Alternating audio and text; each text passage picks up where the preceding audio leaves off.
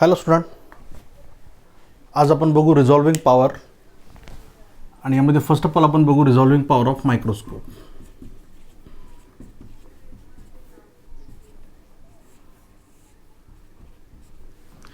रिझॉल्विंग power म्हणजे तुम्हाला माहित आहे the ability of any optical instrument to produce two different images of an objects which are placed very close to each other.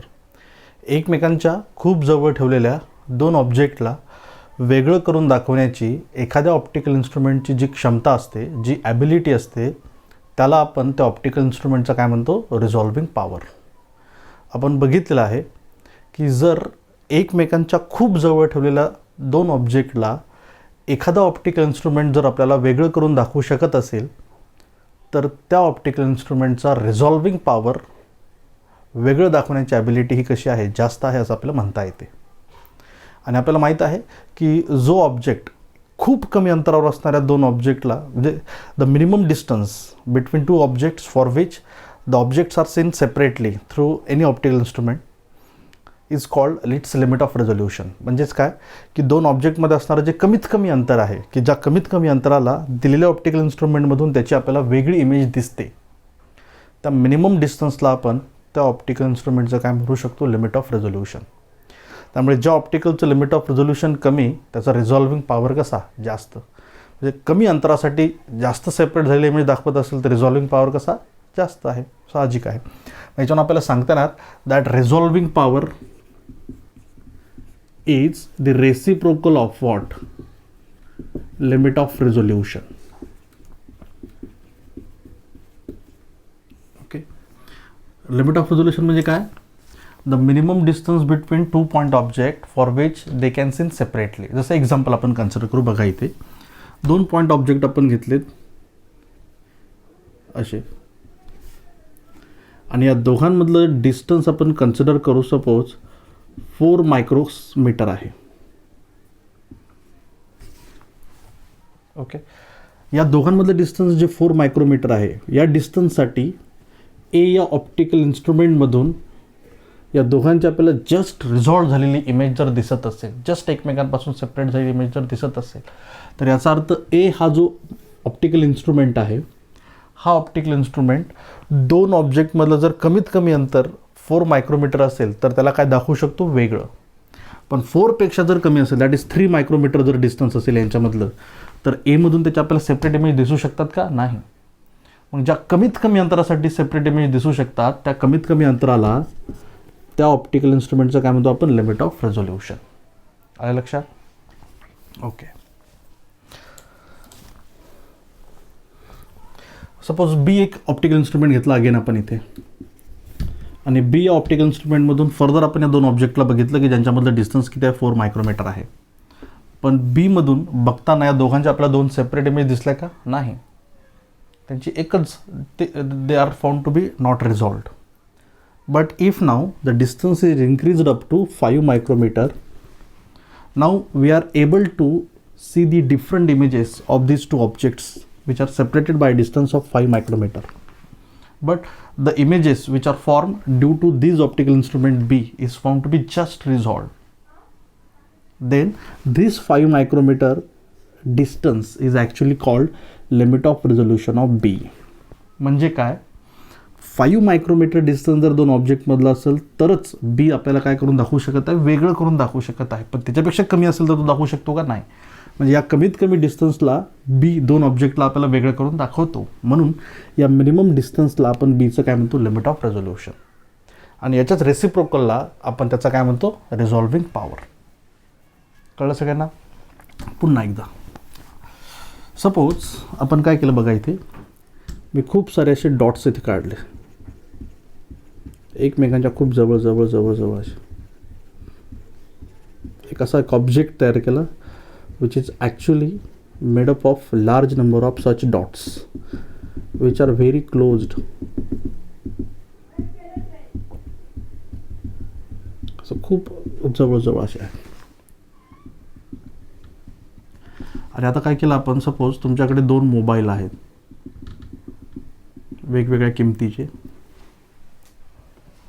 ज्यांच्यामध्ये असणारे जे cameras आहेत वेगवेगळ्या रेझोल्युशनचे कॅमेरे आहेत. ओके, सपोज ए हा एक मोबाईल आहे, थोडासा चीप आहे, आणि बी थोडासा एक्सपेन्सिव्ह आहे. तर मी ए या मोबाईलच्या कॅमेऱ्यामधून जेव्हा या ऑब्जेक्टची इमेज क्लिक केली आणि स्क्रीनवरती इमेज बघितली, तर आपल्याला माहिती आहे इमेज जेव्हा आपण स्क्रीन बघितली तेव्हा आपल्याला असे डॉट्स सेपरेट दिसतात की त्यामध्ये नाही. याचं जे पिक्चर आहे स्क्रीनवर, ते पिक्चर आपल्याला समोर सपोज अशा प्रकारचं दिसणार, सगळं ब्लर झालेलं, आणि हे प्रत्येक डॉट आपल्याला एकमेकांमध्ये आपण डिस्टिंग्विश करू शकत नाही, बघू शकत नाही वेगवेगळा. असं समहाव कसं तरी त्याची ब्लर झालेली इमेज आहे. त्याला झूम आउट करून बघताना, त्याला पूर्ण झूम इन करून आपण जेव्हा बघतो तेव्हा आपल्याला काय दिसते, त्याचे असे सगळं एकमेकांमध्ये मिक्स झालेलं दिसत आहे. याचा अर्थ एकमेकांच्या एवढ्या जवळ असणारे जे सगळे ऑब्जेक्ट्स आहेत याला ए वेगळं करून दाखवू शकत आहे का? नाही. पण बी या कॅमेऱ्यामधून जेव्हा याची इमेज आपण क्लिक केली आणि स्क्रीनवर जेव्हा ती इमेज आपण बघत आहे तेव्हा त्याला फुल झूम इन करून आपण काय करू शकतो, प्रत्येक डॉट यातला काय करू शकतो, सेपरेट बघू शकत आहे. याचा अर्थ बी हा जो ऑप्टिकल इन्स्ट्रुमेंट आहे किंवा बी हा जो कॅमेरा आहे, ओके, त्याचा रिझॉल्विंग पॉवर एवढा इनफ आहे की जेणेकरून तो या प्रत्येक ऑब्जेक्टला काय करून दाखवतो, आपल्याला वेगवेगळं करून दाखवतो. असं सेपरेट करून दाखवण्याची जी ॲबिलिटी असते कुठल्याही ऑप्टिकल इन्स्ट्रुमेंटची, त्या ॲबिलिटीला आपण त्या ऑप्टिकल इन्स्ट्रुमेंटचा काय म्हणतो, रिझॉल्विंग power.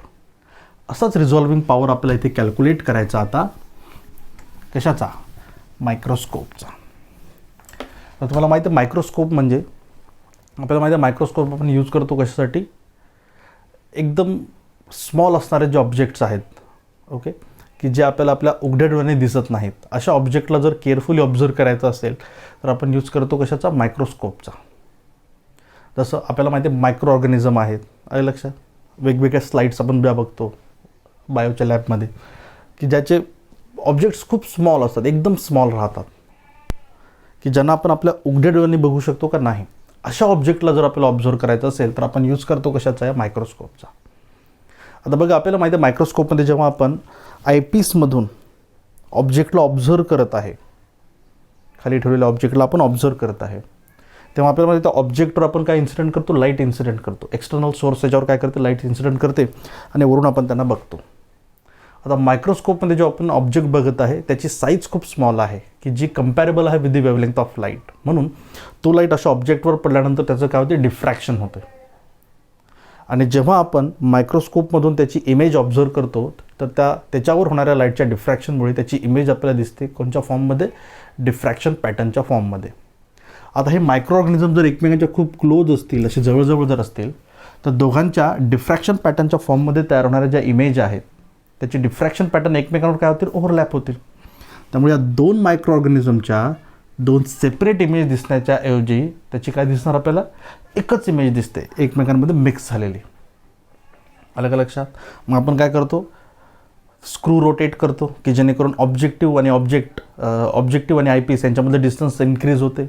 Rack and pinion arrangement आपण बघितली, अलग लक्षात, की ज्यामुळे आपल्याला काय होते की हा जो डिफ्रॅक्शन पॅटर्न आहे तो काय होतो, हळूहळू एकमेकांपासून असा सेपरेट व्हायला लागतो. आता फुल जर आपण याचा पॉवर यूज केला आणि आपल्या असं लक्षात आलं या दोघांच्या जस्ट आपल्याला सेपरेट झालेल्या इमेज दिसल्या, जस्ट रिझॉल्व आपल्याला दोघे होताना दिसले, एकाचा सेंट्रल मॅक्सिमा दुसऱ्याच्या फर्स्ट मिनिमासोबत जर कोइन्साइड झालेला दिसला फुल पॉवर यूज करून, आलं लक्षात. याचा अर्थ फुल पॉवर जेव्हा आपण या मायक्रोस्कोपचा यूज करत आहे तेव्हा या डिस्टन्सवर असणाऱ्या दोन ऑब्जेक्टला हा मायक्रोस्कोप जस्ट रिझॉल्व करत आहे, जस्ट सेपरेट करत आहे. म्हणून या दोघांमधलं जे डिस्टन्स असते त्या डिस्टन्सला आपण त्या मायक्रोस्कोपचा काय म्हणतो, लिमिट ऑफ रेझोल्युशन. कळलं का तुम्हाला? Limit of resolution of microscope म्हणजे काय सांगता येईल, मग लक्ष द्या इकडे, दोन ऑब्जेक्टमधलं कमीत कमी अंतर, की ज्या अंतराला या दोघांची जस्ट रिझॉल्व झालेली इमेज आपल्याला दिसते, म्हणजे एकाचा सेंट्रल मॅक्सिमा दुसऱ्याच्या फर्स्ट मिनिमासोबत कोइन्साइड होताना आपल्याला दिसतो, त्या डिस्टन्सला आपण मायक्रोस्कोपचं काय म्हणतो, लिमिट ऑफ रेझोल्युशन. तेच आपल्या डिटेलमध्ये इथे कॅल्क्युलेट करायचं. त्यासाठी एक रे डायग्राम आपण इथे ड्रॉ केली, लक्ष द्या इकडे. आता सपोज आपण एक ऑब्जेक्टिव्ह काढला हा मायक्रोस्कोपचा, आणि हा याचा प्रिन्सिपल ॲक्सिस आपण घेत आहे. ठीक आहे. एक स्मॉल ऑब्जेक्ट, मायन्यूट ऑब्जेक्ट आपण याच्या प्रिन्सिपल ॲक्सिसवर इथे प्लेस केला असा ए, सपोज ओ घेऊ. हा आता आपल्याला बघायचं की याची इमेज कुठे राहणार. तर आपल्याला माहिती आहे ओ या पॉईंट ऑब्जेक्टमधून बाहेर पडणाऱ्या ज्या रेज आहेत त्यातल्या एक्स्ट्रीम रेज आपण घेतल्या सपोज.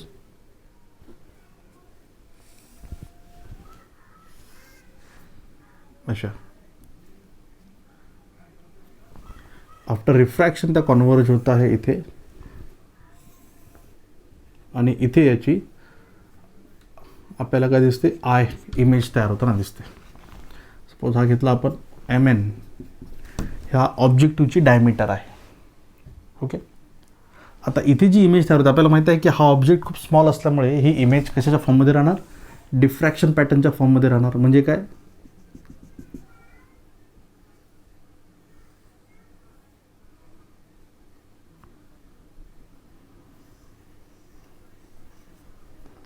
अशा डिफ्रॅक्शन पॅटर्नच्या फॉर्ममध्ये याची काय राहणार इमेज.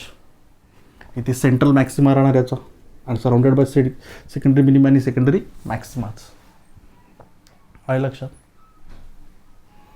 नाव एक दुसरा ऑब्जेक्ट घेतला आपण आता इथे अगेन. सपोज हा घेऊ आपण ओ डॅश. याची आपल्याला इमेज बघायची. तर ओ डॅशच्या पॉईंट ऑब्जेक्टमधून बाहेर पडणाऱ्या ज्या सगळ्या रेज आहेत त्या रे आपल्याला अशा ट्रॅव्हल करताना दिसतील.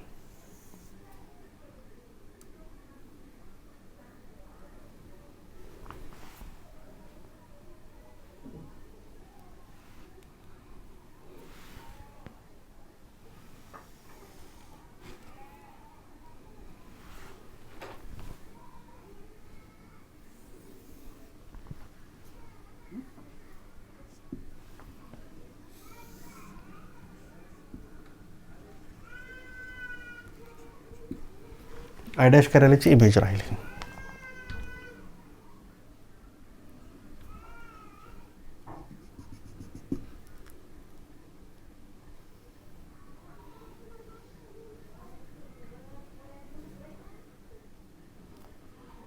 आणि आपल्याला माहिती आहे ही इमेज पण कशा फॉर्ममध्ये राहणार, डिफ्रॅक्शन पॅटर्नच्या फॉर्ममध्ये अशी.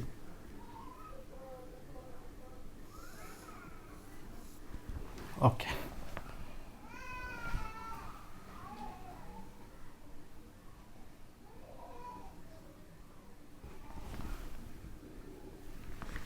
ओके, लक्ष द्या इकडे. आता या दोघांच्या दोन ज्या इमेज तयार होत्या डिफ्रॅक्शन पॅटर्नच्या फॉर्ममध्ये, या इमेज जर आपल्याला जस्ट रिझॉल्व झालेल्या दिसत असतील, म्हणजे काय की आय डॅश याचा हा सेंट्रल मॅक्सिमा आहे आणि याचा फर्स्ट मिनिमा जर याच्या सेंट्रल मॅक्सिमासोबत कोइन्साइड करत असेल, ओके, तर दोघांच्या जस्ट आपल्याला काय दिसेल, रिझॉल्व झालेल्या इमेज दिसतील. आणि ज्या डिस्टन्ससाठी हे होते त्या डिस्टन्सला आपण त्या मायक्रोस्कोपचं काय म्हणू शकतो, लिमिट ऑफ रेझोल्युशन. मग सपोज या दोन ऑब्जेक्टमध्ये डिस्टन्स स्मॉल ए जेव्हा आहे तेव्हा या दोन इमेज आपल्याला जस्ट एकमेकांपासून सेपरेट दिसत आहेत. म्हणजे काय की आय डॅश या ऑब्जेक्टचा किंवा या इमेजचा जो फर्स्ट मिनिमा आहे तो इथे पडताना दिसतो आपल्याला याच्यावर. म्हणजे काय, सेंट्रल मॅक्सिमामधलं डिस्टन्स, फर्स्ट मिनिमा आणि सेंट्रल मॅक्सिमा एवढं झालं. याचा अर्थ according to Rayleigh's criteria just resolve झालेल्या दिसत आहे, जस्ट सेपरेट झालेलं. आणि त्या डिस्टन्सला आपण या मायक्रोस्कोपचं काय म्हणतो, लिमिट ऑफ रिझोल्युशन, जे आपल्याला ते कॅल्क्युलेट करायचं.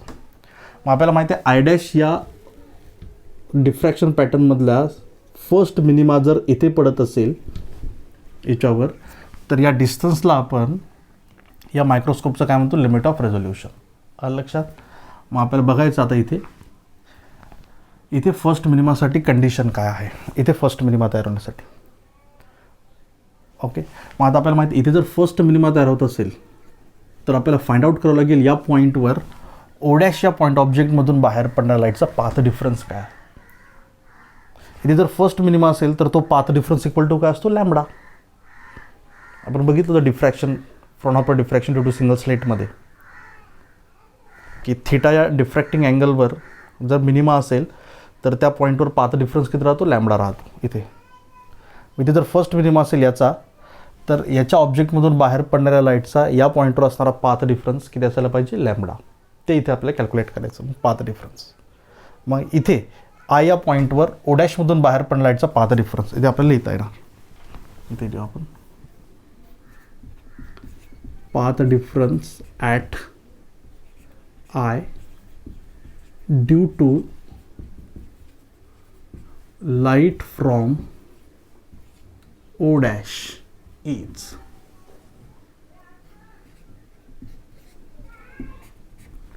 बघा करणार मग O dash M N plus NI minus O dash M plus MI. बरोबर आहे. आता बघा हा I प्रिन्सिपल ॲक्सिसवर आहे म्हणून याचं M आणि N या दोघांपासून डिस्टन्स कसं आहे सेम. या मायनसने आपण ब्रॅकेटला मल्टिप्लाय केलं तेव्हा काय येणार हे मायनस हे प्लस. ओके. आय या पॉईंटचं एम आणि एन पासून डिस्टन्स कसं सारखं कारण हा प्रिन्सिपल ॲक्सिसवरचा आहे म्हणून M I is equal to N I म्हणून हे आणि हे काय होणार cancel. Therefore path difference is equal to O dash N minus O dash M. O dash या पॉईंटमधून बाहेर पडणाऱ्या लाईटचा इथपर्यंत असणारा पाथ मायनस इथपर्यंत असणारा पाथ हा ॲक्च्युली या पॉईंटवर काय राहील पाथ डिफरन्स राहील. याला कन्सिडर करू आपण इक्वेशन नंबर 1. तो आपल्याला इथे कॅल्क्युलेट करायचा. लक्षात द्यायचा कसा कॅल्क्युलेट करणार. त्यासाठी आपण काय केलं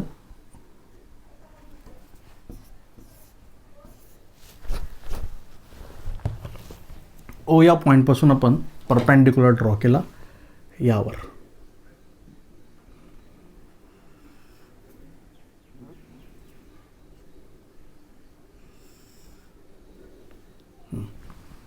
सपोज सुईवर पडला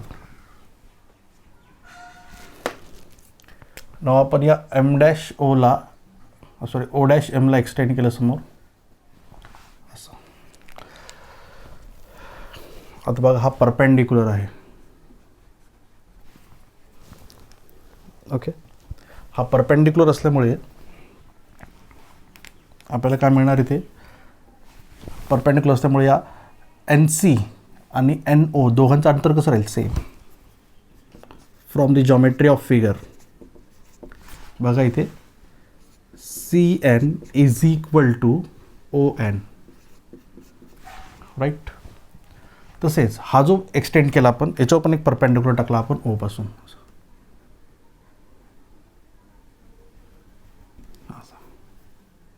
सपोज तो पडला डी वर. आता हा परपेंडिक्युलर आहे त्यामुळे या फिगरमध्ये आपल्याला काय सांगतात डी एम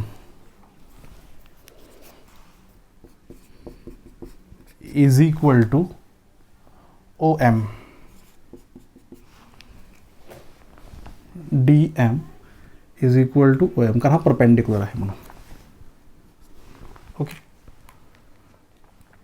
नाव सपोज ओ आणि ओ डॅश या दोन ऑब्जेक्टमधलं डिस्टन्स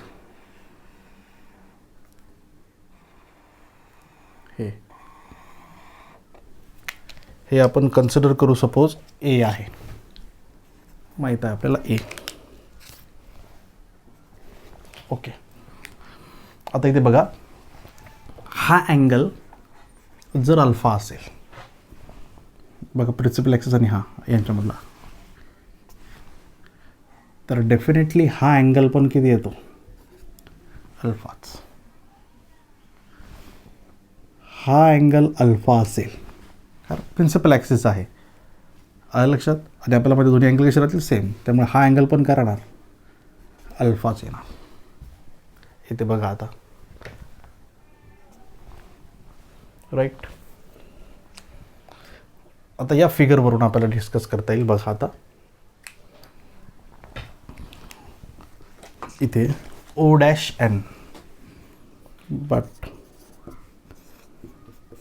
ओ dash N O dash N याला कसं लिहिता येईल आपल्याला O dash C plus C N,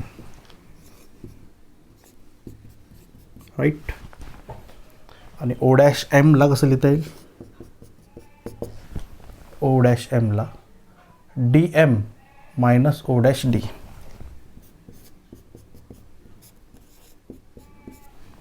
okay, या दोघांना आपण प्लेस करू इक्वेशन नंबर 1 मध्ये.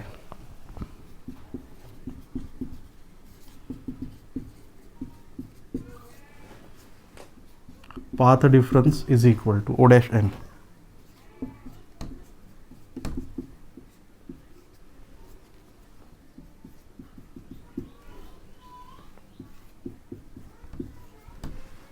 मायनसने मल्टिप्लाय केलं ब्रॅकेटला.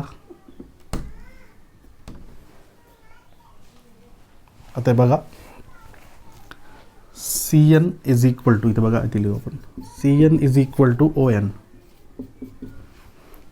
बट तुम्हाला माहिती आहे ओ पण प्रिन्सिपल ॲक्सिसवरचा पॉईंट आहे, त्यामुळे ओ या पॉईंटचं एम पासून जेवढं अंतर आहे तेवढंच ओ एन पासून पण राहणार, म्हणजे O N is equal to O M. But O M म्हणजे किती आहे, डी एम. म्हणजे इथे काय ते बघा C N is equal to काय ते डी एम, मग दोन्ही काय होणार आहे, cancel. Therefore this path difference will be equal to O dash C plus O dash D.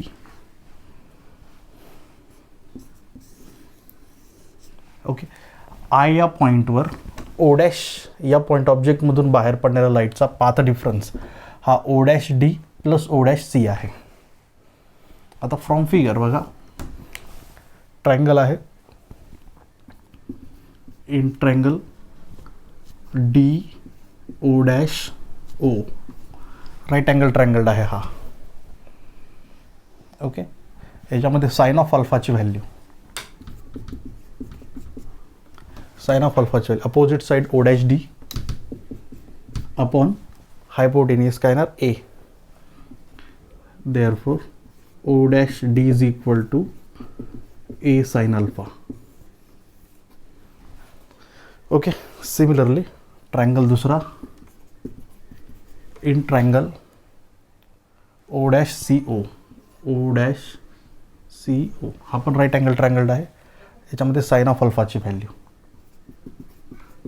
Opposite side O dash C upon hypotenuse A, and it also gives us o dash c equals to a sin alpha.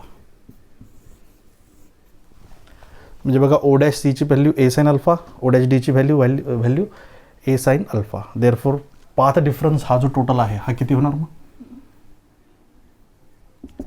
याला आपण convert केलं याच्यामध्ये O dash C plus O dash D and it is equal to काय येणार, a sin alpha plus a sin alpha, that is 2a sin alpha.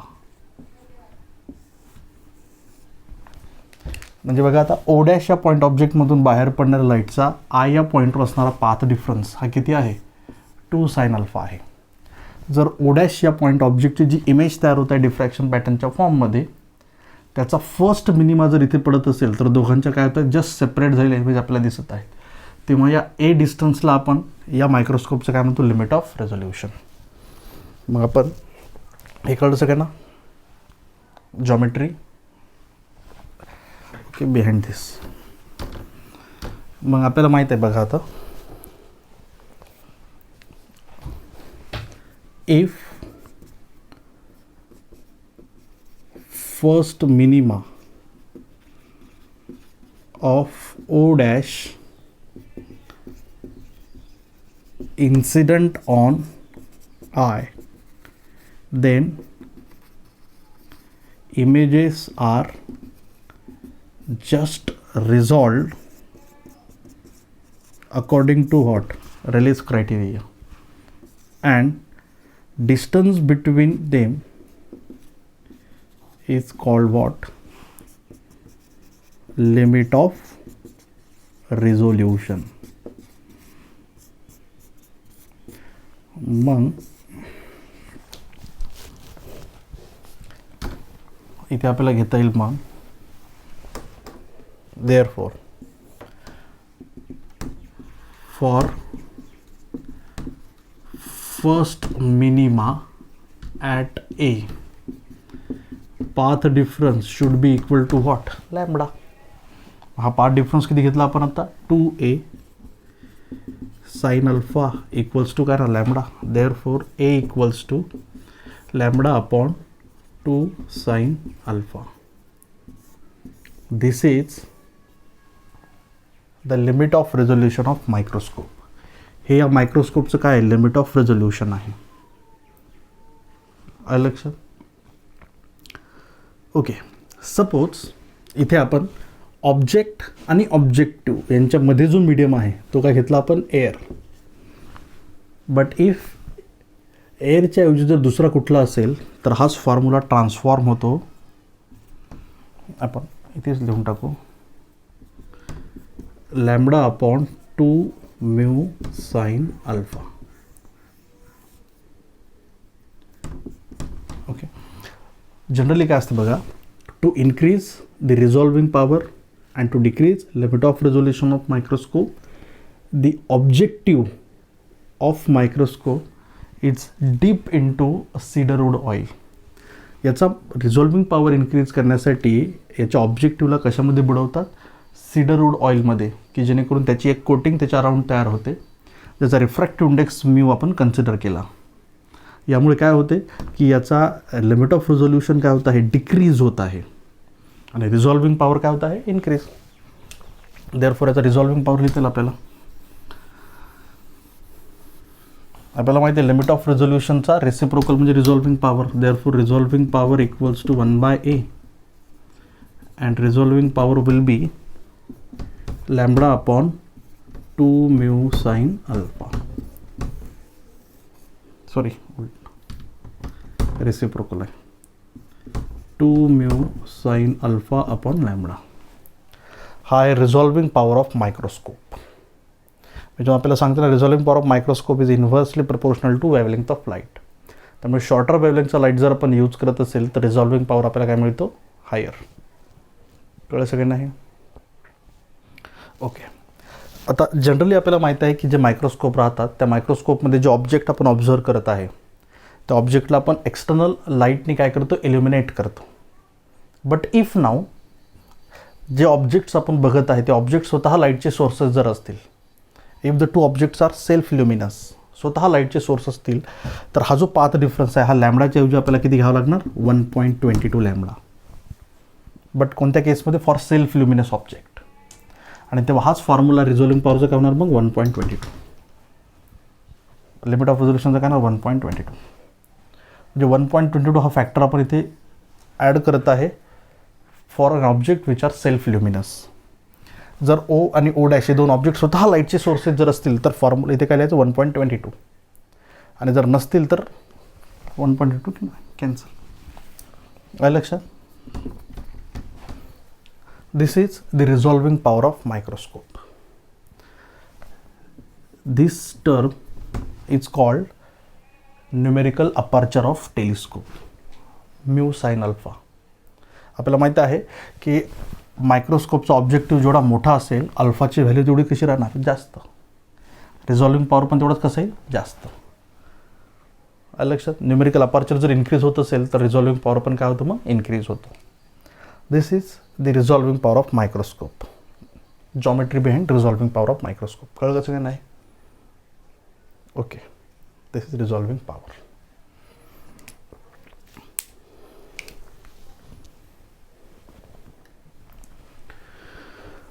Okay, पुन्हा एकदा formula लिहून टाकू फक्त आपण, की जेणेकरून अजून तुमच्या क्लिअर होईल.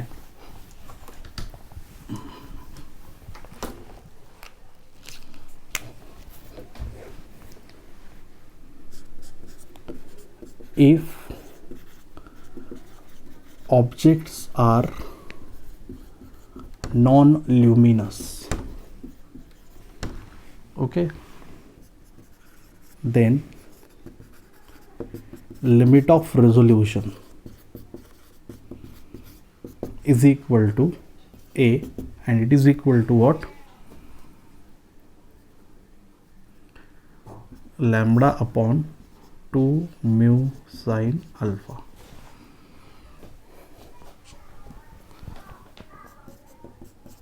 resolving power 1 by A equals to 2 mu sine alpha upon lambda. The object cast is non-luminous. Now if objects are